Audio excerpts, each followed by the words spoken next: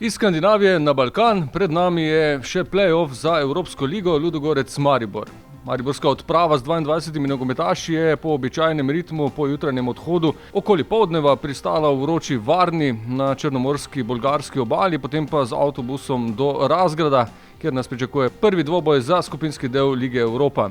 Ekipa je po običaju v večernem treningu spoznala tudi teren in stadion, kjer se bo odvijal prvi obračun. Moramo se izogniti vsem tem napakam, kajti nasprotnik je zelo težek, ima veliko individualne kvalitete in če jim pustiš nekaj malega, ti bo takoj zabili gol, tako da te napake moramo znižati čisto na minimum in v napadu probati izkoristiti vsako priložnost in potem bo vse ok. Mora se pač oddelati ta tekma, v bistvu obe dve.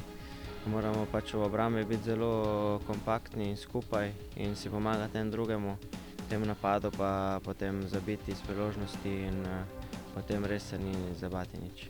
Potem pa čez en teden v Ljudskem vrtu s pomočjo naših navijačev odločiti to.